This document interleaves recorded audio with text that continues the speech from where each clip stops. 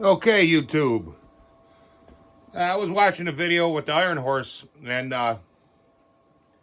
he was talking about some of these part saws and whatnot. That he was grabbing the husks and making saws out of them. Well, these are a couple that I picked up from eBay. I stripped them down. Good set of cases. Crankshaft's not in bad condition. I mean, it's not new, but there's no play. It could be reused. And good cases. I have the flywheel. I have pretty much all the components to build another saw. I don't know how the carburetor is on it. It could be good. But, you know, when you start looking at carbs and cranks and everything else, if you want to buy something quality, you know, you're going to pay some money. But if you buy, say, 3 of these husks, you can build yourself a good saw, and you got plenty of parts. I mean, a coil right here.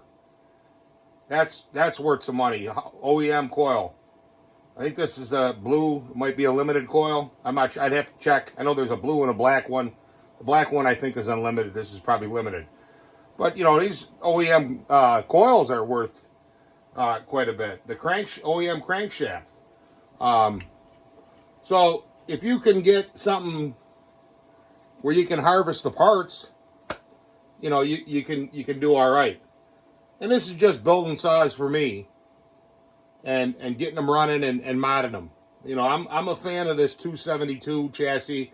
I know a lot of guys poo-poo it because, you know, we got the 371, 372.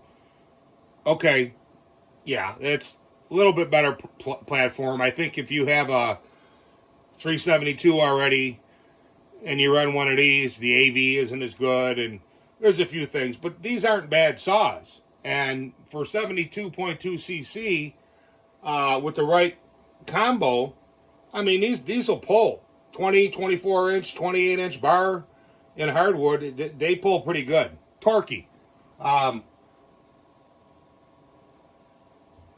Now, what I do is I run this aftermarket filter. This is like a 395 style filter. It's not exactly the same. But in the kit, you get the air horn and you get the filter. And I don't know if I have an old filter, the old style, but these flow a lot more air. This is a good addition. You're not going to hurt your saw's performance by switching to this. I mean, how long these last, you know, they look like they're made pretty good. Everything looks like it was epoxied.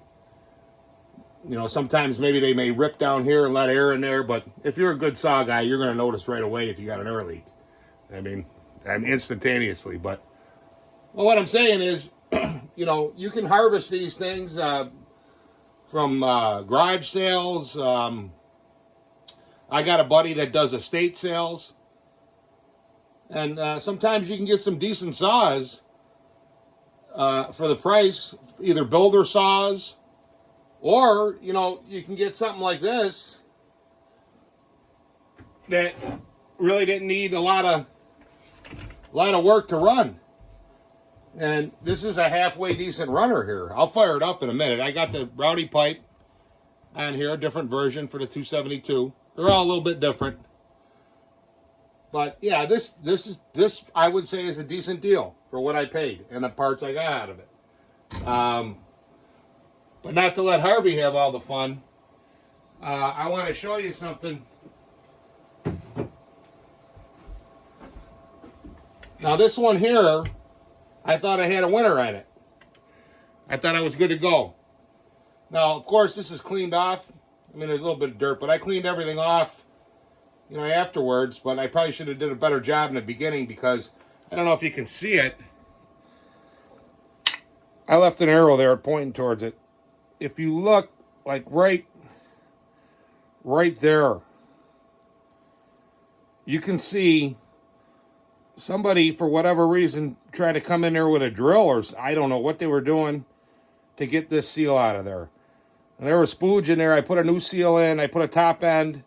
which I took the top, the cylinder off and put it on another saw. But she leaks right here. Now, there's a way to repair it.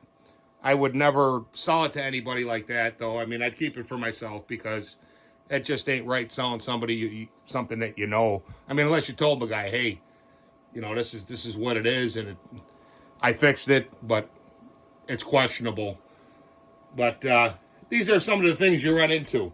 I mean, by and large, I've got some decent saws. I mean, I picked up a 266 SE that I got for under $200 to my door.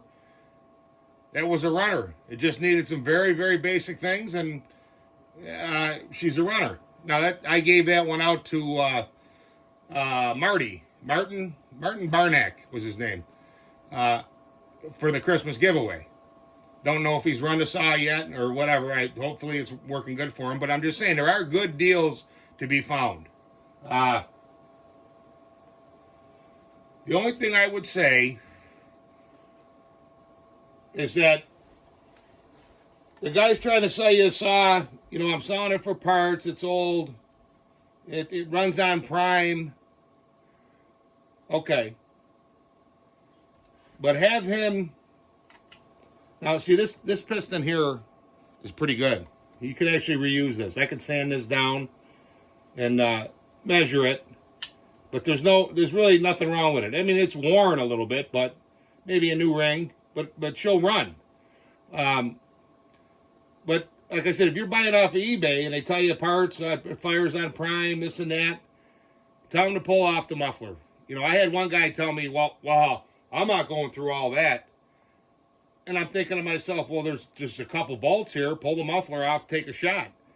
Because, you know, hey, if this is all scratched up to crap and the cylinder gets scratched, I mean into the plating scratched, above the exhaust port, which is where you're going to build your compression, and that cylinder's junk, and then the value of this goes way down.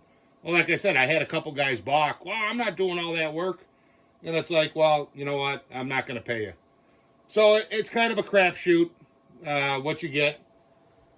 I mean, sometimes you get a great deal, and sometimes you get not so great of a deal.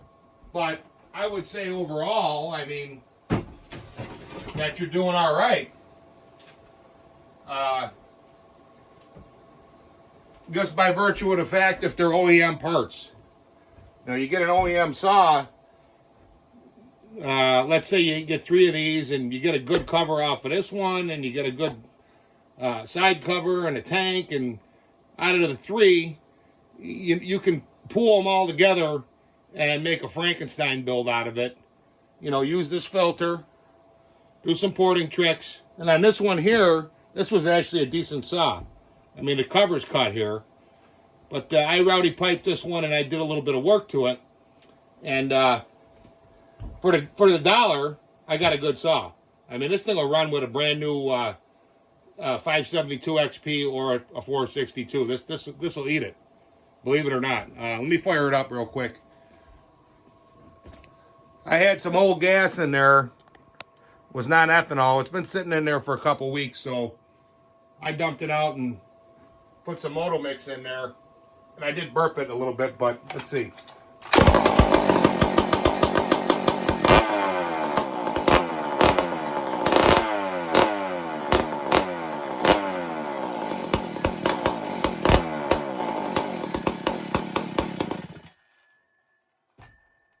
So the deals are out there. I mean, if you don't mind turning wrenches and playing around with them, you know, I'm not sitting in here messing around with saws, but, you know, all the time. I mean, I fix them and build them for people and for myself, but I mean, like something like these projects here where you want to goof around.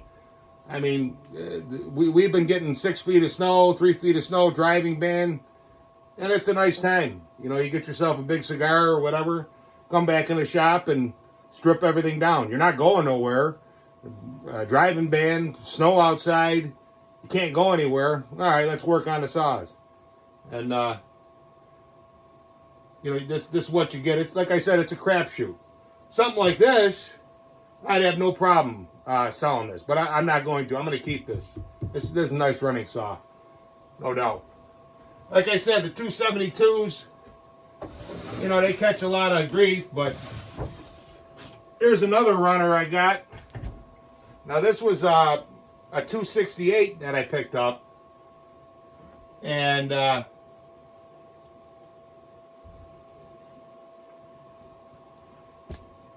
cylinder was no good on it. It was an open port cylinder.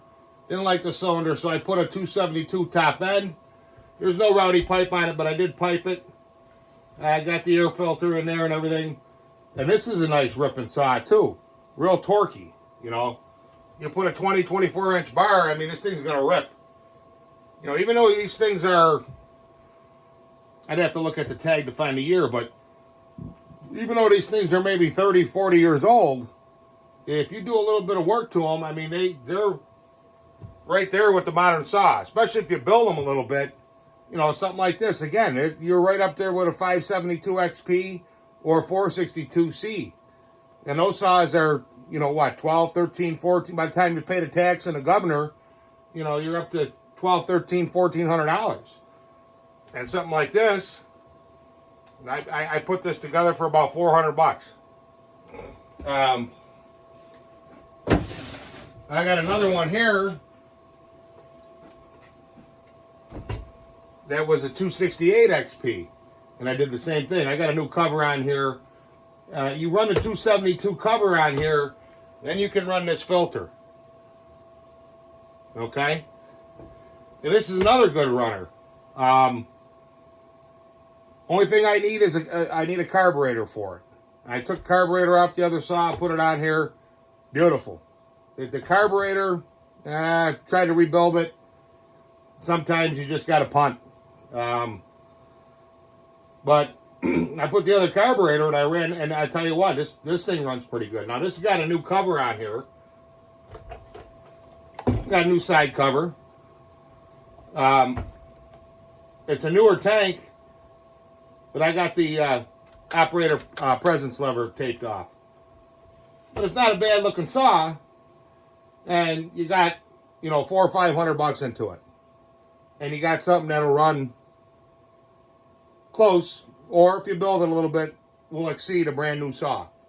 And these things are 35 years old. So yeah, last year I was on the 044 kick. I still have a couple of them, and this year I'm on a 272. I'd like to show you something too. What I like to do, little trick. When I'm assembling the saws, now that's ultra. It says ultra on there. I got this full of oil, and you go ahead and give it a squeeze. And then you can just drip a little bit of oil on all your bearings and everything.